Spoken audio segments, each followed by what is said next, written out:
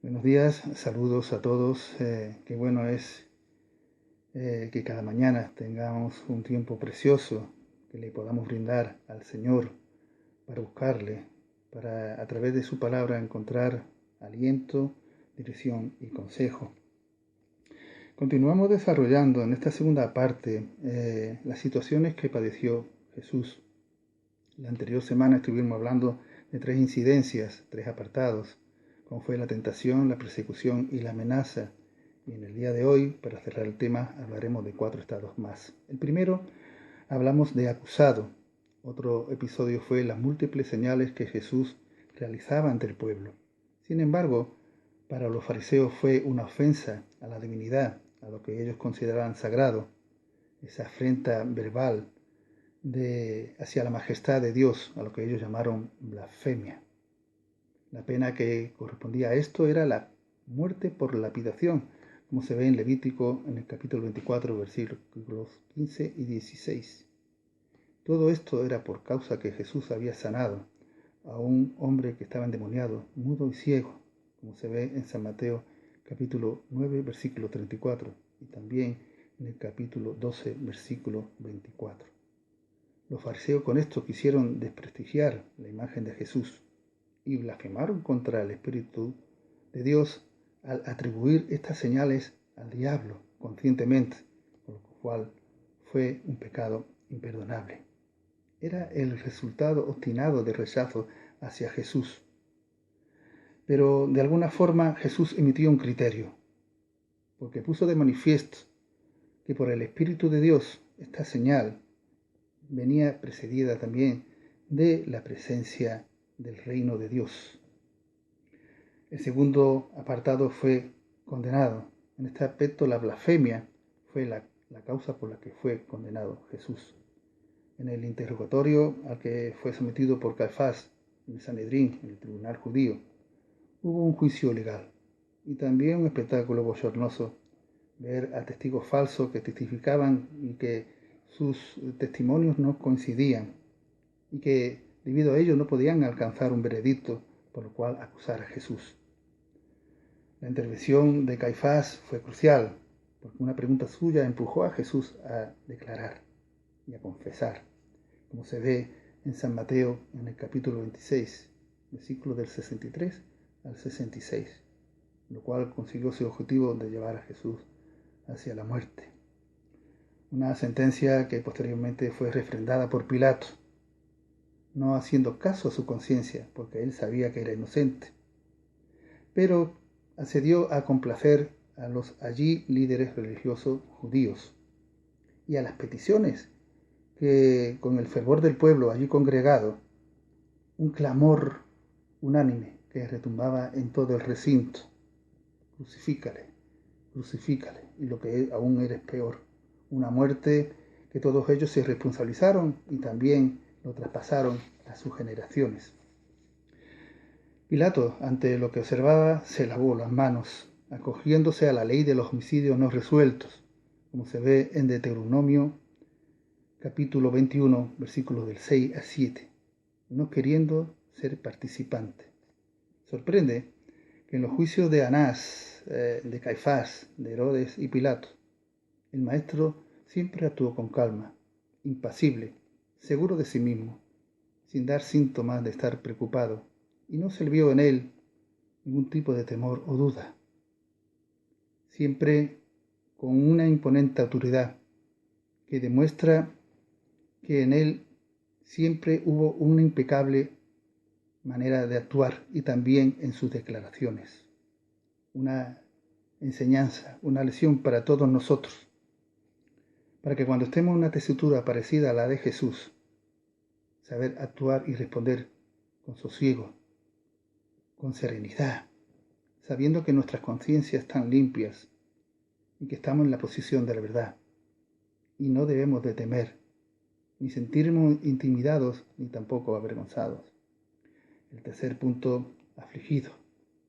El momento más violento, agresivo y cruento fue ver la experiencia de Cristo en la flagelación, que era el preámbulo legal a toda ejecución. El cuerpo era sometido a un golpeo metódico. era de una crudeza atroz. El reo sufría las consecuencias de los azotes, limitado a un número considerado por los judíos, pero no para los romanos, que solo tenían como orden dejarle con vida, para que llegase al suplicio y crucificarlo vivo, un castigo ejemplar que posteriormente fue público. La compañía romana, los soldados, le humillaron, le incrustaron sobre la cabeza de Jesús una corona que ellos mismos entretejieron de espinas. El dolor debió ser intenso, punzante, indescriptible, soportado por Jesús. También el escarnio que sufrió en silencio, con paciencia, y toda clase de malos tratos, agresiones, desprecios, provocaciones, insultos, injurias, etc.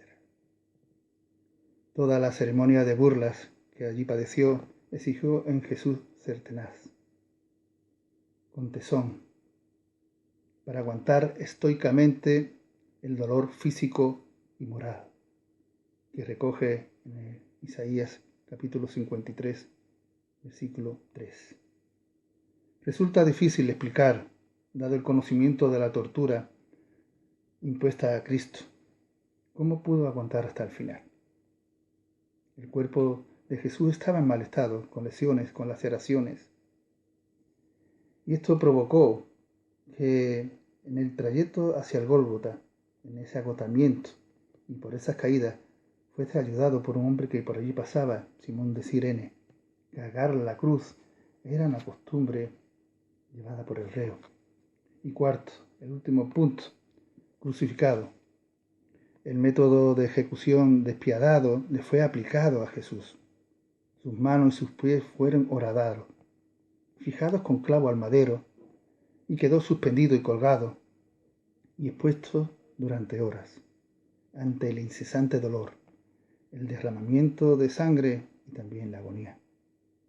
Una muerte horrible, lenta, y que en el tormento de la sed le ofrecieron para saciarle el tomar hiel con vinagre amarga. Pero después de probarlo, él no quiso. Servía esto para embotar los sentidos, para adormecerlo y así disminuir los terribles sufrimientos a los que estaba expuesto. Sin embargo, Jesús quiso mantenerse despierto, consciente en todo momento, y sacó fuerzas de flaqueza. Y uno se pregunta, ¿quién quiere estar consciente en el dolor?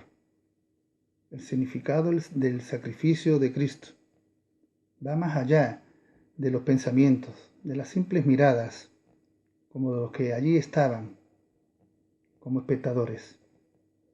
Era más profundo. Revela la expiación de los pecados, el perdón y la salvación. La cruz de condenación se convirtió en la cruz de victoria, en sanidad, libertad y salvación. Podemos aprender en definitiva que la experiencia de Cristo, al límite de sus padecimientos, nos ayuda a todos nosotros a ver la actitud de Jesús, que era digno de admiración, que estuvo siempre al límite, pero su conducta fue encomiable, combatiendo al máximo la terrible soledad. Jesús, desde que le apresaron en el huerto hasta su muerte, estuvo solo. Jesús nos enseña a posesionarnos cuando las fuerzas del mal vienen a presionarnos.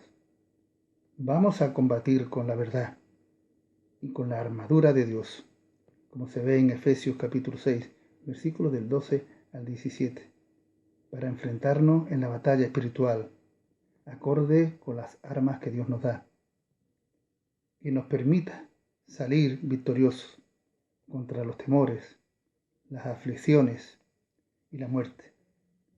Cristo dejó dos premisas a considerar y leemos en San Mateo 26, 41.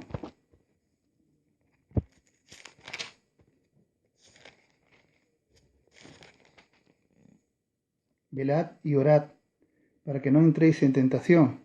El espíritu de la verdad está dispuesto, pero la carne es débil. La segunda, en San Juan, capítulo 16, versículo 33. Que dice así: estas cosas os he hablado para que en mí tengáis paz. En el mundo tendréis aflicción, pero confiad, yo he vencido al mundo. Jesús nos alienta que en medio de las aflicciones, tener confianza, que era uno de los principios esenciales de la vida del creyente, y nos anima a ver su victoria sobre el diablo, que tenía esclavizada a la humanidad, sobre el pecado, que nos mantenía en servidumbre, sobre la muerte con su resurrección. Así que cuando estemos atravesando por esos momentos complicados, fijemos nuestros ojos en Cristo y ver que Él nos acompaña cada día, como se ve en el Evangelio de San Mateo, en el capítulo 28, versículo 20. Tengamos nuestro enfoque en la grandeza y en el poder de Dios, y que en su mano victoriosa, que nos sostiene en todo momento y en todo lugar, Él nos guarda. Dejo este versículo a todos, que leemos en Isaías 41:10.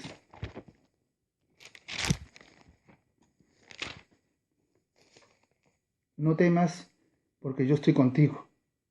No desmayes, porque yo soy tu Dios. Que te esfuerzo, siempre te ayudaré. Siempre te sustentaré con la diestra de mi justicia.